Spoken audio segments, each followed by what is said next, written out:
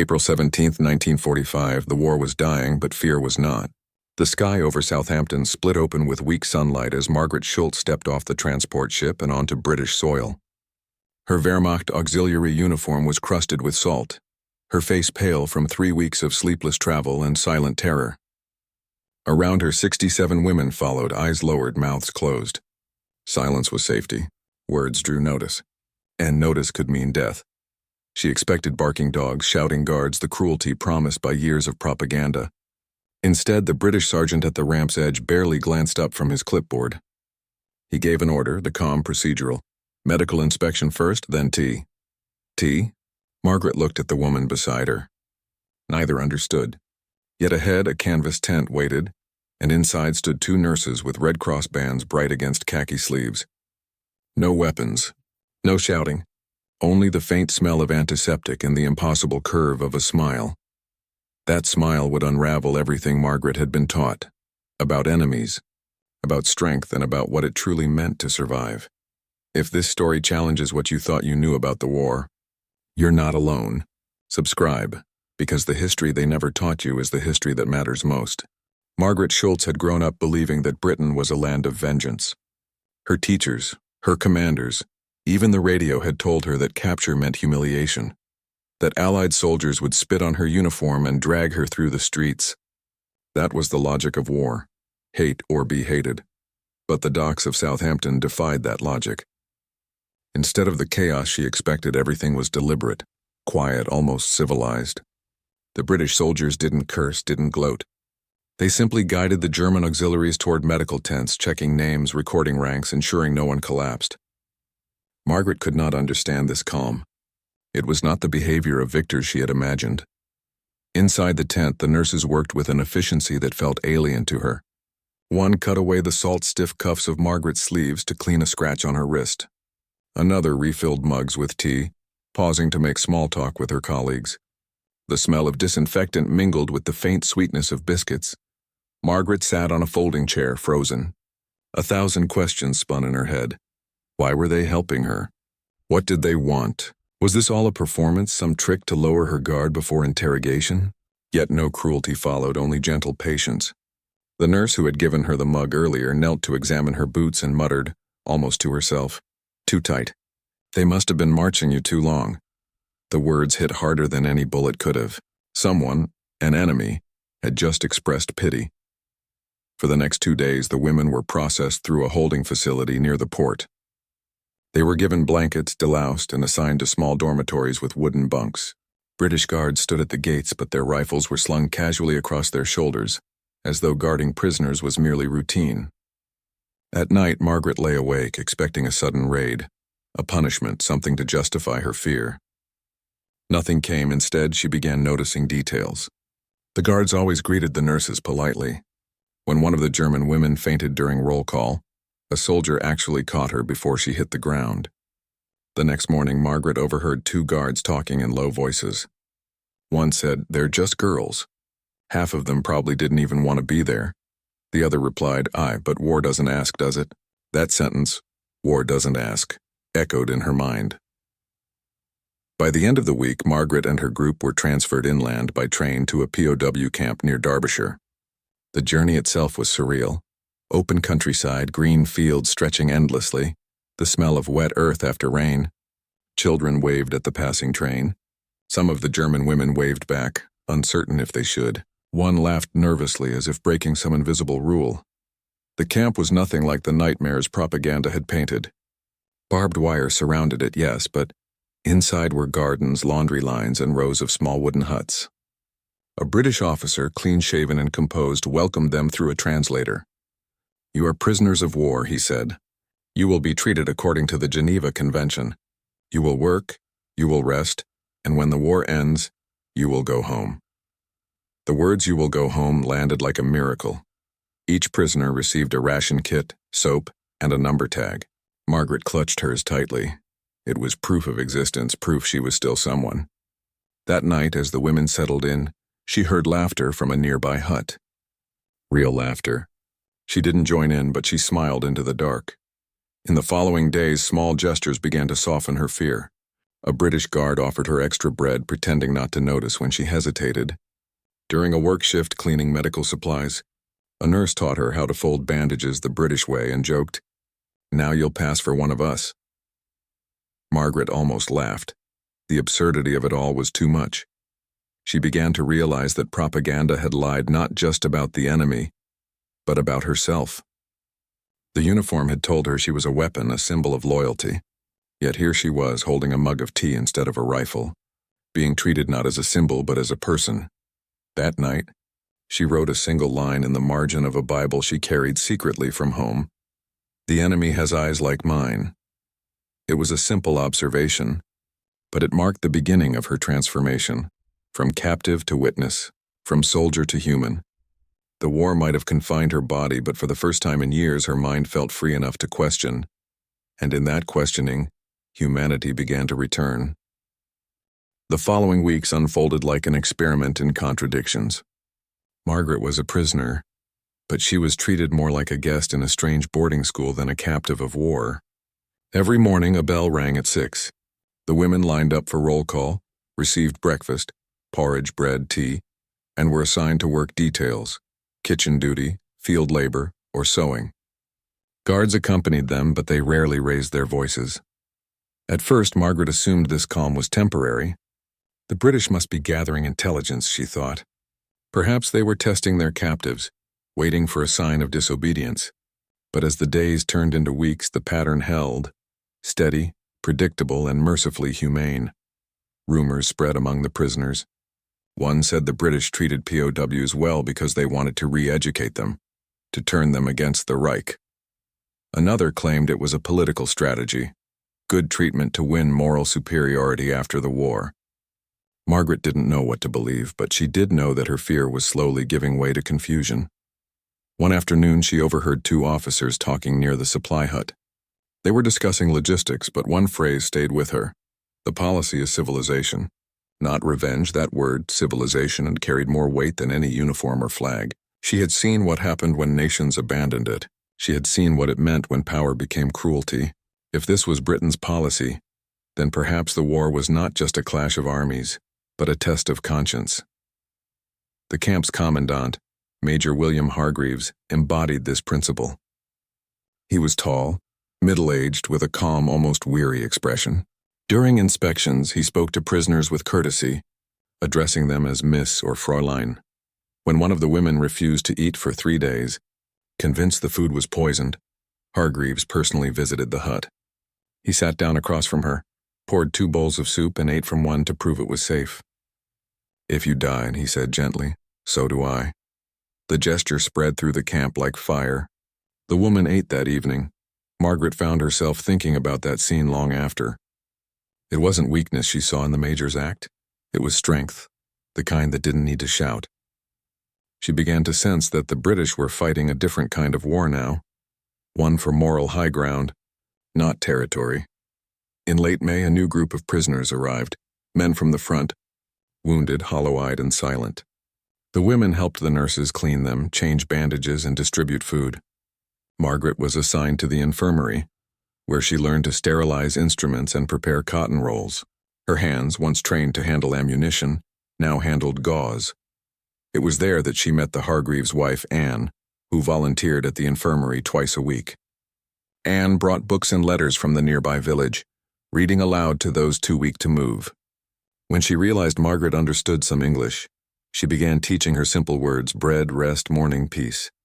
Margaret repeated them slowly, tasting each syllable as if it were a new beginning. One afternoon, Anne asked her a question that froze her mid-task. "Do you miss home?" Margaret hesitated. The instinct was to say no, that she was a loyal German, that homesickness was weakness. But the truth broke through before she could stop it. "Yes," she whispered. "Every day." Anne smiled softly. "Then we are not so different." That night Margaret couldn't sleep. The camp was quiet except for the distant sound of an owl. She stared at the tin mug beside her bunk, the same one from Southampton, and thought of how something as small as tea could bridge the impossible gulf between enemies. In June, the British command implemented a new policy, allowing select prisoners to work on local farms. It was part of their rehabilitation through labor program, productive, peaceful work in exchange for modest wages. Margaret volunteered partly out of curiosity, partly because she longed to see open sky again. The farm belonged to a couple named the Dales.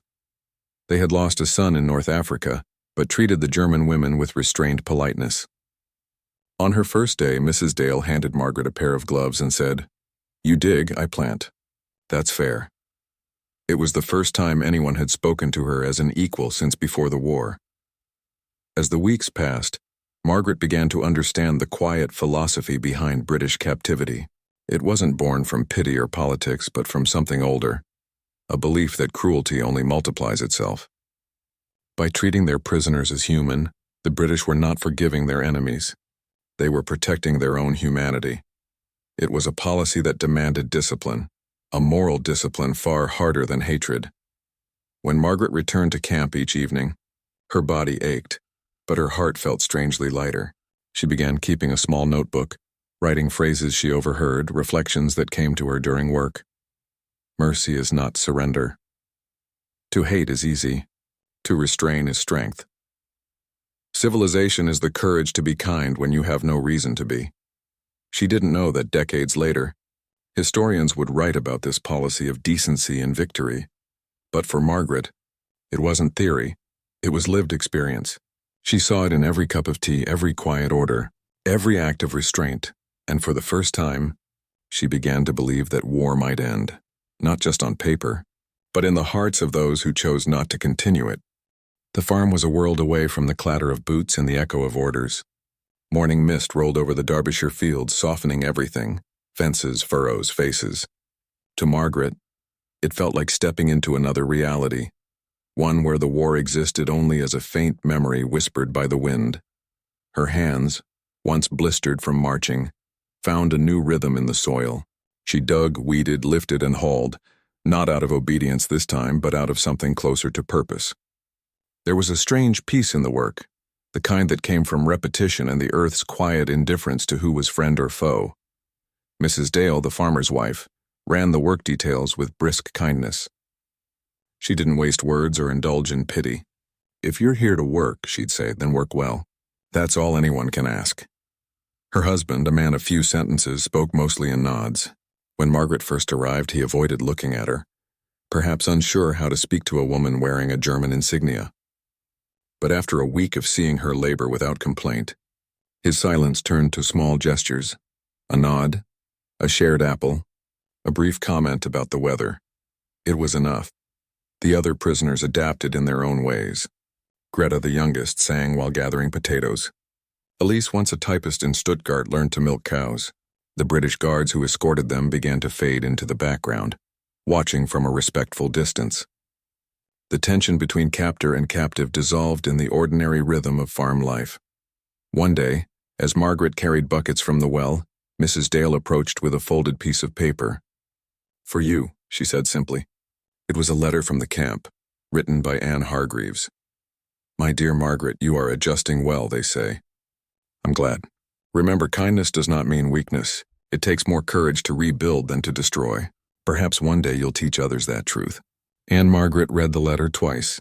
She slipped it between the pages of her notebook, the one filled with her quiet reflections. That night, by lantern light, she added another line. "The earth does not know our flags." As summer ripened into August, the harvest season began. The prisoners worked side by side with local villagers, men too old to fight, women whose husbands were still at the front. At first, the villagers kept their distance, uncertain how to behave around former enemies. But work is a strange equalizer. When a storm threatened the wheat fields, everyone, British and German alike, ran to cover the stacks with tarpaulins. Laughter broke out when the wind caught one sheet and sent it flying across the yard. For a moment, they were just people trying to save their crop, not representatives of warring nations. That evening, Mrs. Dale brought out a kettle of tea and poured everyone a cup. Margaret hesitated, remembering the first mug she'd received on British soil. How impossible that moment had felt. Now, sitting among strangers who no longer seemed strange, she lifted the cup with steady hands. Later that week, a local boy of about 10 appeared at the farm gate, curious about the German women. He followed them around, asking endless questions in a broad Derbyshire accent. When he pointed at Margaret's sleeve and asked, "Was you a real soldier?" she smiled faintly and said, "No, just someone who forgot how to be herself." The boy didn't understand, but he laughed anyway and offered her a wildflower. That night, Margaret dreamt of home, not the bombed ruins or the uniformed parades, but her mother's kitchen, the scent of rye bread, the sound of rain on the window. When she woke, tears streaked her face, but the feeling wasn't despair. It was memory returning after being buried for too long. As the months passed, the lines between captivity and belonging blurred. The Dales began trusting the women enough to leave them unsupervised for short periods. Once Mr. Dale even asked Margaret to help him repair a fence. When the hammer slipped and struck his thumb, she instinctively reached out to help. He froze, looking at her hand, calloused, trembling, and then nodded. "Thank you, lass," he said. It was the first time he'd called her anything but the German. Autumn brought change. The fields turned gold, the air sharp with smoke from burning stubble. Word spread through the camp that Germany had surrendered months ago, but for many prisoners, repatriation would take years. Bureaucracy moved slower than forgiveness. Margaret accepted this quietly. The world was rebuilding itself and she would have to wait her turn. In the meantime, she built something small but real: trust. She helped Mrs. Dale mend clothes, shared stories in broken English, and even taught the boy to count in German. When she laughed, it no longer startled her. Then one cold evening, Mrs. Dale invited her inside the farmhouse. On the table was a simple meal: stew, bread, and tea. Margaret hesitated at the threshold. It felt wrong to cross that invisible line between prisoner and host. But Mrs. Dale waved her in. "You've earned your supper, love, sit." As they ate, the clock ticked softly in the corner. The conversation was halting, a mixture of gestures and half-understood words. Yet something profound filled the space between them, the quiet recognition that the war had taken too much already. Neither woman would give it another inch. When Margaret returned to the camp that night, she carried with her not just the warmth of food, but of acceptance. The guard at the gate noticed her smile and asked, "Good day?" She nodded. "Good day." That simple exchange, and ordinary, unremarkable, felt like the truest victory she'd ever known. Winter came early that year. The first frost crept over the camp fences like white lace, silent and delicate. Smoke curled from the chimneys of the huts, and the air carried the faint scent of coal. The season slowed everything down: work, speech, even thought. The once bustling farm shifts ended at dusk, and the prisoners spent long evenings huddled by the small iron stoves, mending socks or writing letters they weren't sure would ever reach home. Margaret had learned enough English by then to read simple notes and short newspapers. She pored over every scrap of print she could find, searching for news of Germany, of her family, of what the world had become. But the words were often too heavy to carry. Cities in ruins, millions displaced, trials begin. She traced each headline with her finger, feeling the distance between who she had been and who she was becoming. One evening during supper, a new prisoner arrived, a woman named Hilda, sharp-eyed and bitter. She had been captured later in the war after serving in an anti-aircraft unit. Unlike the others, Hilda spoke of Germany with a kind of defiant pride. "We lost because we were betrayed," she said one night. "They've turned you all into pets for the English." Her words stung. Margaret wanted to protest, but part of her hesitated. Had she become too soft, too willing to forget? There was a flicker of shame inside her, the old loyalty to a cause she no longer believed in but couldn't quite abandon. Later that night, she walked outside the barracks and looked up at the stars. The same constellations she had seen from her childhood window shone above her now, undivided by borders. For the first time, she realized how small the war was compared to the sky. The next morning, Major Hargreaves gathered the prisoners for an announcement. His voice was solemn. "Germany's leaders are being tried in Nuremberg, crimes against humanity, they call them." He paused, his eyes scanning the faces before him.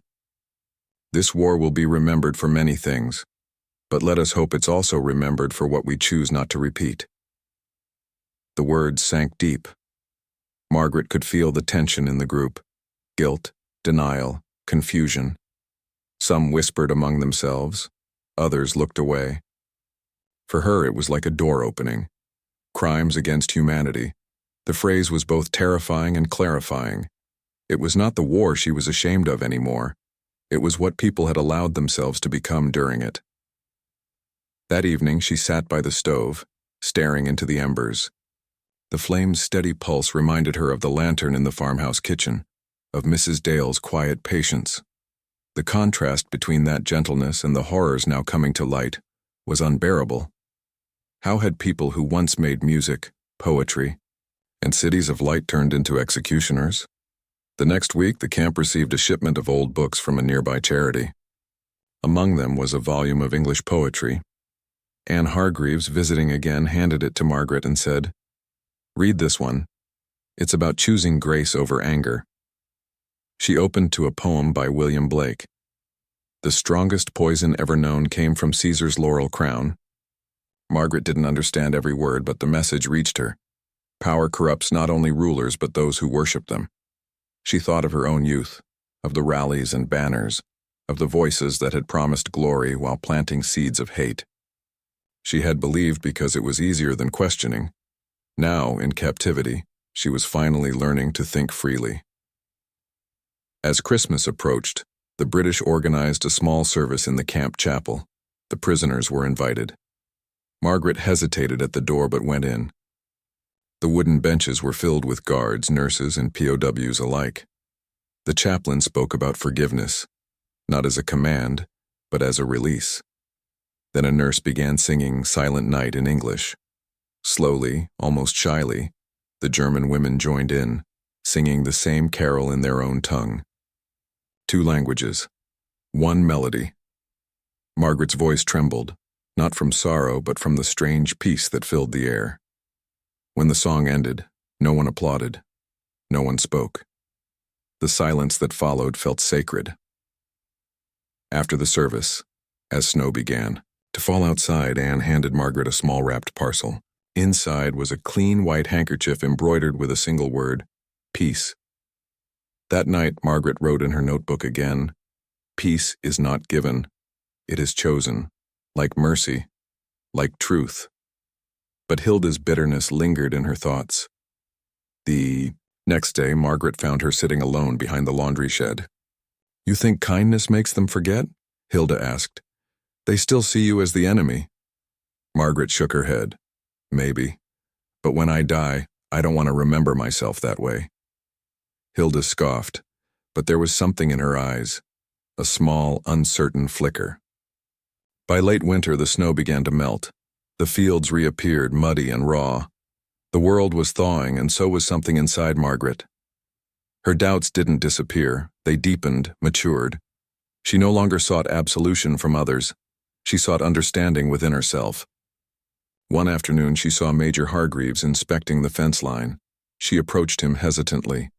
"Why are you kind to us?" she asked. He looked at her for a long moment before replying, "Because cruelty is easy. Civilization isn't." The answer was simple, but it felt like truth carved in stone. That night, as the lamps dimmed and the camp fell silent, Margaret realized that decency was not about forgetting what had been done. It was about refusing to become what had been done to you. And in that refusal, she found something stronger than victory. She found redemption taking its first quiet breath. Spring returned like a cautious visitor. The frost receded, leaving behind damp soil and the hesitant color of wildflowers pushing through the mud. The war, though officially over, still clung to everything like an echo. Yet in the British countryside, life persisted. Trains ran again, schools reopened, and people began speaking of the future as if it were something real, not just a rumor. For the prisoners, too, time had changed its shape. They were no longer terrified captives, but residents in a strange in-between world. No longer enemies, not yet free. The fences remained, but they no longer defined them.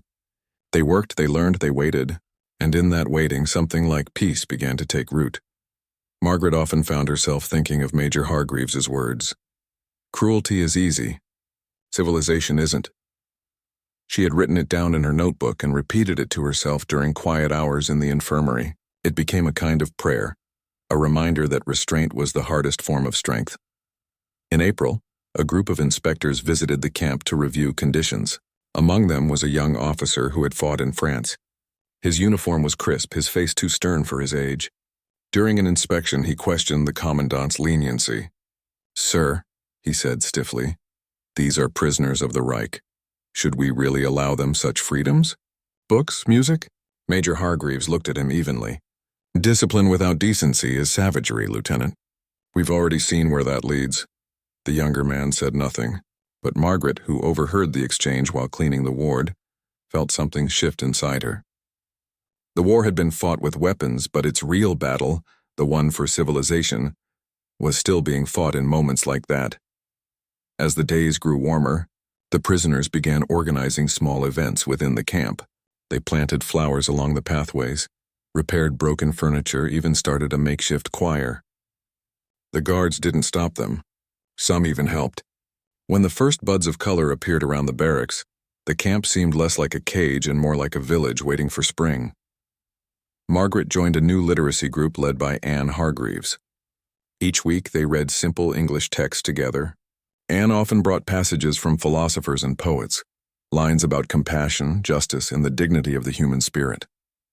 One day she read aloud from a speech by Winston Churchill. "In victory, magnanimity." The words stayed with Margaret. She repeated them silently, as if testing their weight. Magnanimity, the greatness of heart. It sounded almost impossible after so much death. But she could feel what it meant in the way the British treated their captives. Civilization, she realized, was not about power. It was about choice. The choice to remain human when history urged you not to be. In May, Margaret received permission to visit the Dales' farm again. The fields were alive with green. Mr. Dale greeted her with a simple nod, as if her return were the most natural thing in the world. His wife handed her a basket of seed potatoes and said, "We'll plant, and by harvest you'll be home." Home. The word hit harder than she expected. What was home now? The Germany she remembered no longer existed. Her city was rubble. Her neighbors scattered.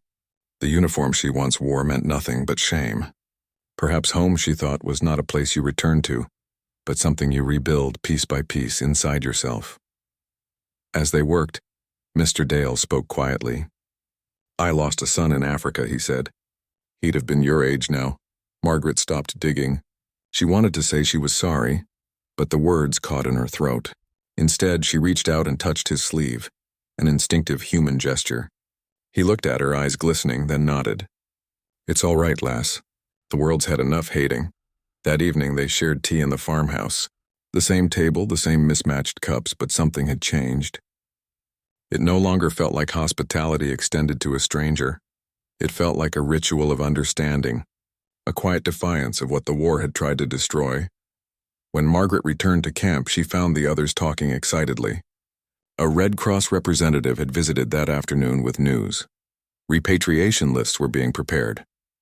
Some women would soon be sent home. The word home again filled the air like both promise and warning. That night, Margaret couldn't sleep. She sat on her bunk staring at her tin mug, now polished smooth from months of use. It had followed her from captivity to compassion, from fear to clarity. She thought of keeping it as a reminder that strength wasn't what you inflicted, but what you refused to inflict. Before dawn, she walked quietly outside. The world was hushed, the horizon just beginning to pale.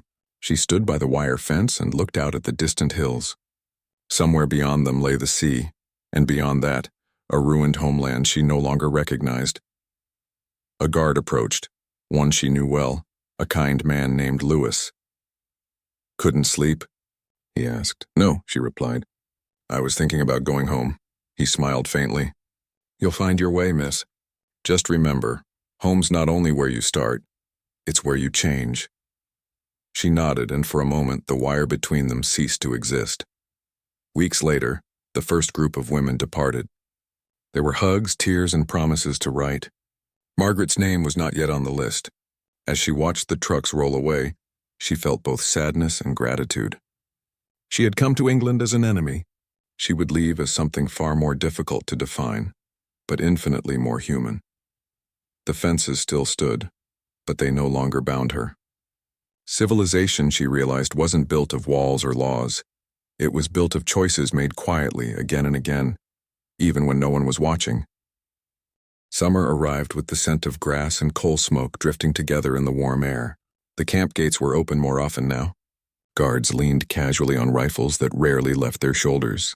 The war had been over for 2 years, but in the minds of those who had lived it, peace still felt fragile, like glass that might shatter under the wrong word. Margaret spent most days working in the infirmary. There were fewer patients now, only the old and the ill left behind as transport after transport carried others home. She found herself strangely content there, tending to fevers, stitching small cuts, washing sheets until her hands were raw. It was a rhythm she could understand, something honest, something that mended rather than destroyed. One afternoon, Anne Hargreaves came to see her. The nurse had aged a little, lines of fatigue and compassion etched around her eyes, but her voice remained gentle. "You've been recommended for release," she said, handing over a folded document. "There's transport to Hamburg in 2 weeks." Margaret took the paper but said nothing. Hamburg, a city she barely remembered, once full of lights and laughter. Now she'd heard it was nothing but rubble and ashes. Anne studied her. "You're not pleased?" "I don't know what to feel," Margaret admitted. "I wanted freedom for so long. But now," she looked down at her rough hands, "now I don't know who I'll be without this place." Anne smiled softly. "Then take what you've learned with you. The world needs healers more than ever." That night, Margaret packed the few belongings she owned, a notebook, a tin mug, a scrap of white cloth with the word peace stitched into it, and the small volume of English poetry. She sat on her bunk, tracing the embroidered letters with her thumb. Peace, not a gift, but a choice. As departure day approached, the camp prepared quiet farewells. The Dales sent her a parcel of bread and jam. Major Hargreaves gave her a letter of reference for the Red Cross. Even Hilda, still sharp-tongued but less venomous than before, offered a brief handshake. "Maybe you were right," she murmured. "Maybe kindness isn't weakness after all." On the morning of her release, a thin mist hung over the camp. The departing prisoners stood in a line, their suitcases small and battered. A British truck waited by the gate. Margaret turned one last time to look at the compound, the barbed wire gleaming faintly, the huts where she had once wept and learned and changed. As she climbed onto the truck, she saw Anne standing by the fence raising a hand in farewell. Margaret lifted her own hand in return, a gesture of gratitude that words could never hold. The road to the port was long and quiet. Villages passed in blur, stone cottages, grazing sheep, children waving from lanes lined with hedgerows. It all felt dreamlike, both foreign and familiar. She realized, with a strange ache, that England had become a part of her story. When they reached Southampton docks, Margaret stepped off the truck and onto the same soil where she had first arrived 3 years earlier.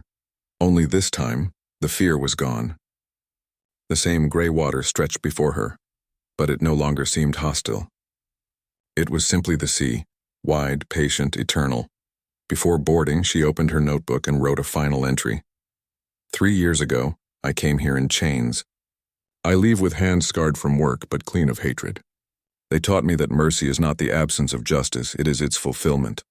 The ship carried them across the channel under a calm sky. As England faded behind the mist, Margaret thought of the nurses, the farm, the major, the words that had remade her. Civilization isn't easy. It was true, but she had seen it lived, even in a place built for captives. Hamburg was unrecognizable. The city lay in ruins, bridges twisted, streets hollow, the air still tasting faintly of soot. Yet among the devastation, life stirred. Children played in courtyards of rubble. Women rebuilt walls from the same bricks that had fallen. The human will to mend was stronger than any army. Margaret found temporary work at a Red Cross relief station near the Ulster River. She dressed wounds, distributed food, and translated between British officers and German civilians. Her English, once broken, now flowed easily. She became a bridge between worlds. One language reminding her of guilt, the other of grace. Sometimes, in the quiet moments after dusk, she would look at the river and imagine Anne somewhere in England, tending to another patient, perhaps thinking of her. She wondered if forgiveness could stretch across borders, if kindness could ripple outward like water. A year passed. In 1948, a letter arrived bearing a familiar hand. It was from Anne. I hope you are well. The camp is gone now, dismantled. The ground has been turned to farmland again. I kept your mug, the one you left behind. It reminds me that even in the darkest times, decency survives. Take care, dear Margaret. The world is finally learning to breathe again. Margaret folded the letter and smiled.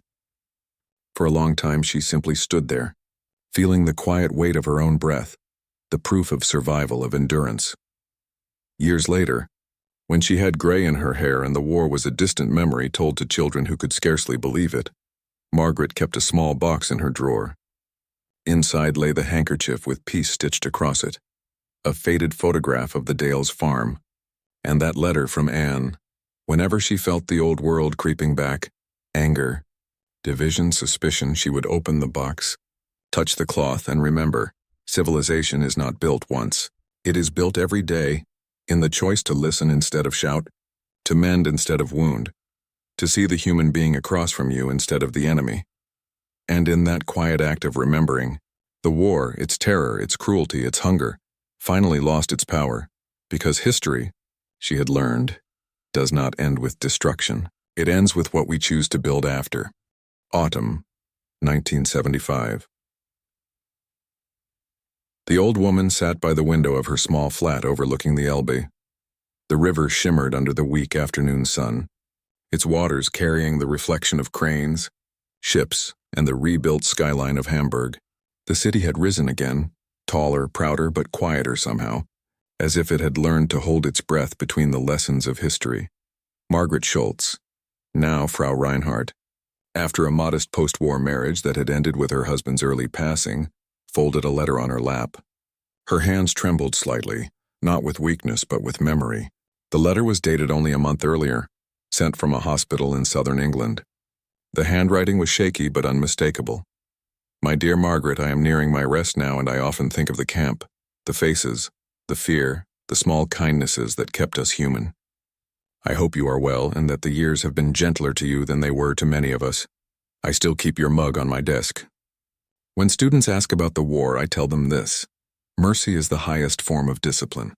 You taught me that without ever saying a word. With love, Anne. Margaret pressed the letter to her chest. Outside, the wind rustled through the trees that lined the riverbank. She could still hear Anne's voice, calm and resolute, as it had been that first day in the tent, the day a smile from a stranger had broken the armor she didn't know she wore. On her table lay the same notebook she had carried through captivity. Its pages were yellowed, the ink faded, but her words still breathed. She turned to the last page and added one more line in her careful, deliberate hand. The war taught us what we are capable of destroying. Peace taught us what we are capable of becoming. She looked out at the city once more. Children played by the docks, their laughter bright and fearless. None of them knew her story, and that was how it should be. The best victories, she thought, are the ones quietly inherited by those who never have to fight the same battles. As the sun began to sink, its golden light spilled across the window pane. Margaret lifted the handkerchief from the box beside her chair, the one with peace embroidered in soft, uneven thread. She laid it on the windowsill, where the setting light made the white fabric glow like fire. For a moment, she could almost see them all again, the Dales in their field, Major Hargreaves by the fence, Anne in her nurse's uniform with that tired, indestructible smile. The world had turned and healed, imperfectly but sincerely. When the last of the light faded, Margaret closed her notebook, her story, and her eyes. And somewhere between the darkness and the dawn, the world kept turning, still fragile, still learning, but carrying within it the quiet, enduring truth she had come to understand, that civilization is not inherited, it is practiced. One act of decency at a time,